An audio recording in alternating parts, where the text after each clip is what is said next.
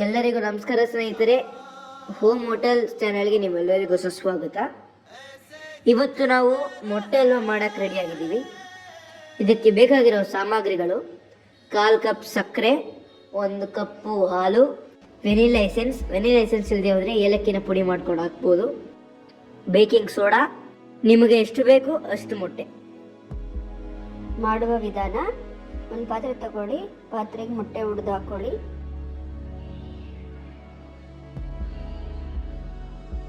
ಮೊಟ್ಟೆನ ಚೆನ್ನಾಗಿ ಬೀಟ್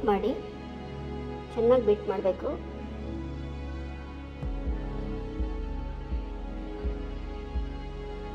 ಅದಕ್ಕೆ 1/4 ಕಪ್ ಸಕ್ಕರೆ ಹಾಕ್ಕೊಡಿ.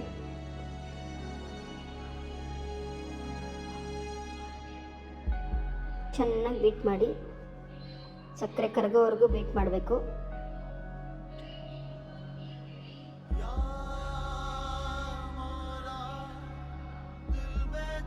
ಸಕ್ಕರೆ ಕರಗಿದೆ ನೋಡಿ. ಇವಾಗ ಇದಕ್ಕೆ ಸ್ವಲ್ಪ ಬೇಕಿಂಗ್ ಸೋಡಾ, ಒಂದು ಚಿಟಿಕೆ ಬೇಕಿಂಗ್ ಸೋಡಾ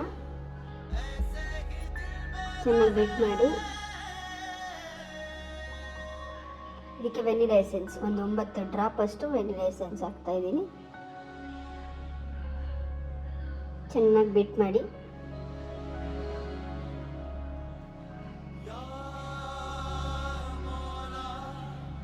ಸಕ್ಕರೆ ಎಲ್ಲ ನೀಟಾಗಿ ಕರಗಿದೆ. ಇದಕ್ಕೆ ಇವಾಗ 1 ಕಪ್ ಹಾಲು ಮಿಕ್ಸ್ ಮಾಡ್ಕೊಳ್ಳೋಣ. ನೋಡಿ, ಕ್ವಾಂಟಿಟಿ ಇಷ್ಟು ನೀಟಾಗಿ ಬರ್ತಾ ಇದೆ. 2 ಗ್ಲಾಸ್, 1 ಗ್ಲಾಸ್ ಹಾಲು, 1 ಗ್ಲಾಸ್ ಮೊಟ್ಟೆ. ನೋಡಿ,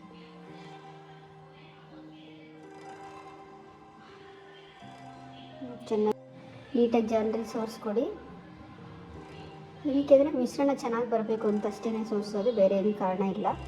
ಸಕ್ಕರೆ ಕರಗೈತಾ ಏನು ಅಂತ ಗೊತ್ತಾಗುತ್ತೆ ಸೋರಿಸೋದ್ರಿಂದ, ಅದಕ್ಕೆ ಸೋರಿಸ್ಕೋಬೇಕು. ಚೆನ್ನಾಗಿ ಬೀಟ್ ಮಾಡಿ, ಚೆನ್ನಾಗಿ ಅದರಲ್ಲಿ ನೀಟಾಗಿ ಸೋರಿಸ್ಕೊಂಡು ಆಮೇಲೆ ಹಾಲು ಮಿಕ್ಸ್ ಮಾಡಿ, ಅದಕ್ಕೇನೆ ಅದೇ ಜಾಲರಿಗೆ ಹಾಕ್ಕೊಂಡು ಹಾಲು ಮಿಕ್ಸ್ ಮಾಡಿಕೊಡಿ.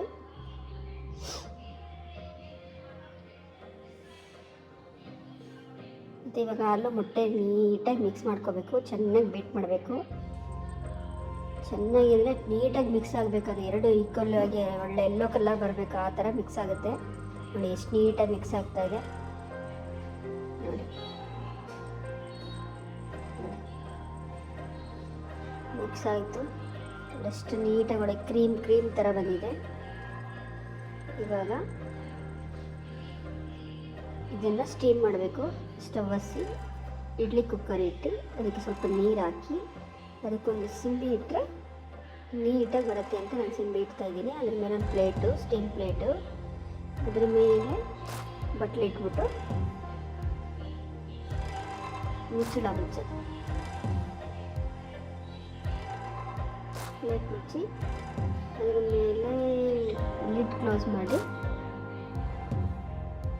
ಒಂದು 20 to 22 ಮಿನಿಟ್ಸ್ ಬೇಯಿಸಬೇಕು. ಅಂದರೆ ಸ್ಟೀಮ್ ಮಾಡಬೇಕು. 20 ನಿಮಿಷ ಸ್ಟೀಮ್ ಮಾಡಿದ್ರೆ ಮೊಟ್ಟೆ ಹಲ್ವಾ ರೆಡಿ ಆಗುತ್ತೆ. 20 minutes later. ನೋಡಿ ಎಷ್ಟು ಚೆನ್ನಾಗಿ ರೆಡಿಯಾಗಿದೆ ನೋಡಿ. ಆ ಕಡ್ಡಿಗೆ ಅಂಟ್ಕೋತಾನೆ ಇಲ್ಲ, ಅಷ್ಟು ನೀಟಾಗಿ ರೆಡಿ ಆಗೈತೆ.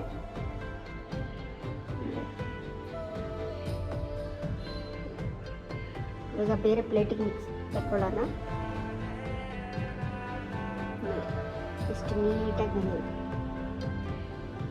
ಇವಾಗನ ಸ್ವಲ್ಪ ಕೂಡ ಅಂಟ್ತಾ ಇಲ್ಲ.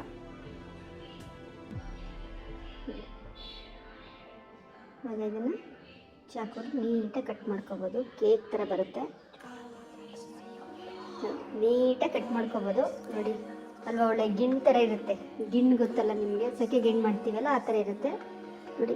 ಪೀಸು ಅಷ್ಟೇ ನೀಟಾಗಿ ಬರುತ್ತೆ. ಫೋರ್ಕಲ್ಲಿ ತೆಗೆದು ತೋರಿಸ್ತೀನಿ ನೋಡಿ. ಇವಾಗ ನೋಡಿ ಎಷ್ಟು ನೀಟಾಗಿ ಬಂದಿದೆ. ತಿನ್ನೋಕ್ಕೂ ಅಷ್ಟೇ ತುಂಬ ಚೆನ್ನಾಗಿರುತ್ತೆ.